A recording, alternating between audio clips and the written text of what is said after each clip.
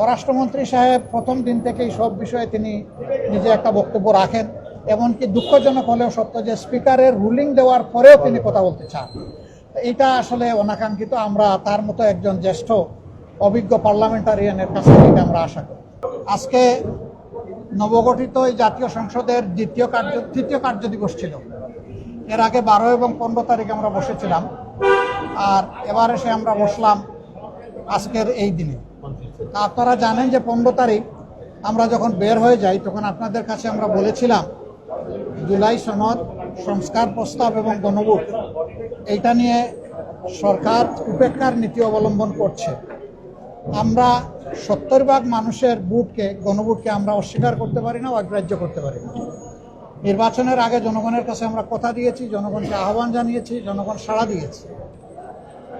আমরা সেই দিন পয়েন্ট অফ অর্ডারের বিষয়টা উত্থাপন করলে মাননীয় স্পিকার বলেছিলেন যথারীতি নোটিশ সার্ভ করার জন্য। আজকে আমরা সেইভাবেই নোটিশ দিয়েছিলাম এবং নোটিশের উপরে আলোচনা শুরু হয়, নোটিশ পড়ে শোনানো হয়। তারপরে অনেক বাধা এসেছে, আপনারা হয়তো দেখেছেন, স্বাভাবিকভাবে না দেখার কথা না, দফায় দফায় বাধা এসেছে।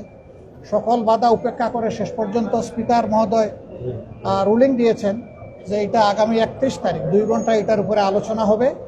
এরপরে আলোচনায় কি হয় আমরা দেখব ইনশাল্লাহ। তবে আমরা আশা করব যে এখানে সরকারি দল তারা আমাদেরকে সহযোগিতা করবেন। আমরা সকলেই অঙ্গীকারবদ্ধ ছিলাম যে অর্ডারে জাতীয় সংসদের নির্বাচন হয়েছে সেই একই অর্ডারে গণভোটও অনুষ্ঠিত হয়েছে। একটা জায়েজ আর একটা না জায়েজ এটা হতে পারে না। জুল হারাম আর বুস্ত হালাল এটা হওয়ার কোনো প্রশ্নই উঠে না। যদি নাজাইজ হয় দুইটাই নাজাইজ হয়ে যাবে। এই সংসদ স্বাভাবিকভাবে গঠিত হয়নি, একটা বিশেষ প্রেক্ষাপটে অনেক ত্যাগ এবং কুরবানি, অনেক রক্তের উপর এই সংসদ গঠিত হয়েছে। তো আমরা এখন অপেক্ষায় আছি, 31 তারিখ আলোচনা হবে, আলোচনায় আমরা অংশগ্রহণ করব। আমরা আশা করব জুলাই চেতনাকে, জনগণের আকাঙ্ক্ষাকে, 70% মানুষের দেওয়া ম্যান্ডেটকে সরকারি দলও সহযোগিতা করে এটাকে গ্রহণ করে নেবে এবং এর মধ্য দিয়ে এই সংকট অবসান হবে ইনশাআল্লাহ।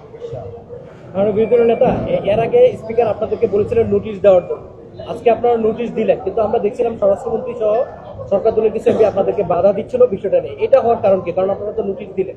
আসলে সমস্যা হয়েছে কি, এই সমস্ত বিষয়ে ব্যাখ্যা দিবেন আইনমন্ত্রী, না হয় দিবেন প্রধানমন্ত্রী। আমরা তো এই বিষয়টা প্রধানমন্ত্রীর কাছেই চাই। তো স্বরাষ্ট্রমন্ত্রী সাহেব প্রথম দিন থেকেই সব বিষয়ে তিনি নিজে একটা বক্তব্য রাখেন। এমনকি দুঃখজনক হলেও সত্য যে স্পিকারের রুলিং দেওয়ার পরেও তিনি কথা বলতে চান।